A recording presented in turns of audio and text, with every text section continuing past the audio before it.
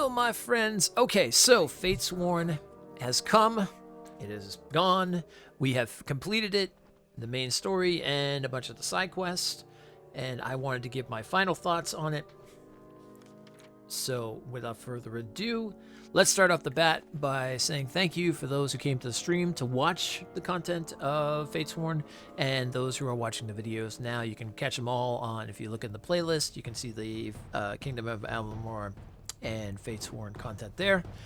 And if you want to check out another RPG, we're doing Greedfall. What am I saying? Another? We always do RPGs here. That's what we do. But we're playing Greedfall as voted by per the community. Where there's another vote being done for a JRPG coming up next. It's either going to be Dragon Quest XI or Scarlet Nexus. Get in the community, get your vote in, and you can see that live or check out the video after it's all done.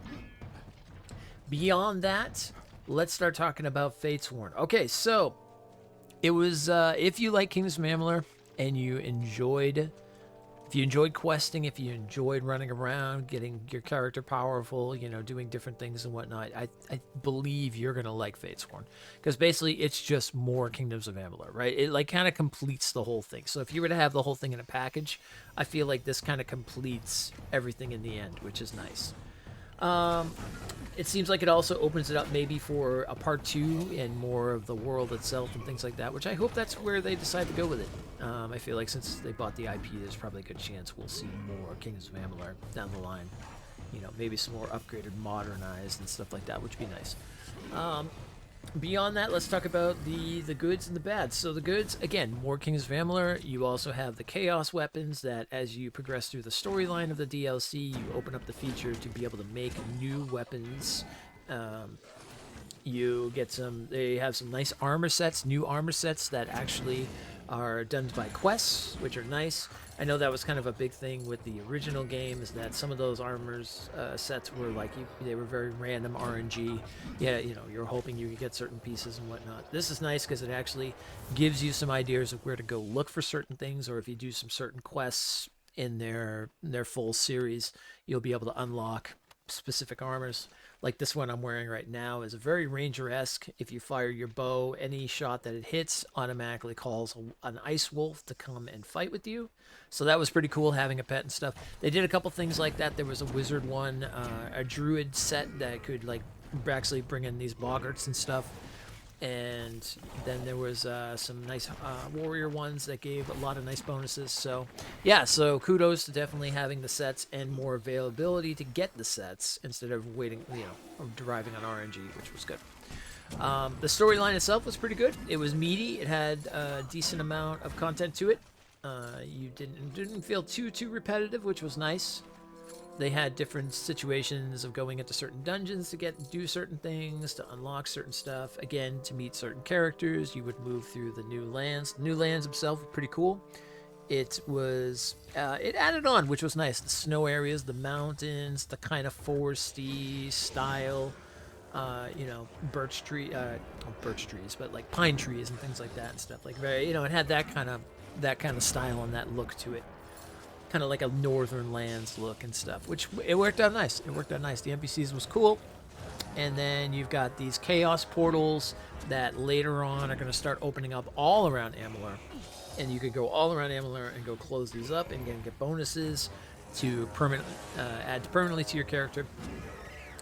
The style of it reminded me very much of like Oblivion, in terms of like you would first go and like kind of like close these small portals, and then you would open up the big portal, go inside, and that's where the Oblivion, I really felt like it was like kind of going into the realm of Oblivion and then trying to find the heart of the, you know, the dungeon or the heart of that place, shut it down, and then it would close the portal up for good. So yeah, so that was pretty good. Downsides, I would think, is there wasn't really anything too major or too new to the table. We talked about this in terms of like we were hoping for a lot of new enemies and stuff. They did provide a couple new enemies. There was this big knight that you can fight that were random, that will show up in certain places and things like that, which was cool. That was a nice addition. I do like the big knight. They had these little creatures that could blow up. They were made fully of chaos and stuff. And so, but then they use a little bit of the copy and paste method. Some of the creatures ended up being like chaos things, so they had the chaos shields. So you had like chaos spiders, which had like a new color to them, chaos boggarts, which also had a new color to them, and then they had that shield that you can only affect by chaos weapons.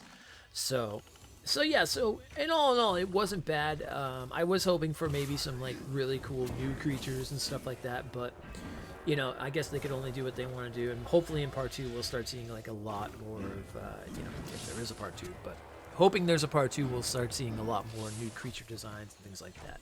But again, overall, if you like Kingdoms of Amalur, if you enjoyed playing around, if you enjoyed questing, side questing, the whole 9 yards, the open world action, the smooth combat, then you really can't go wrong by jumping in the DLC and just getting more. So yeah, that's pretty much my final review. I enjoyed it. I had a good time on stream with it. We played it out, enjoyed it all the way to the end.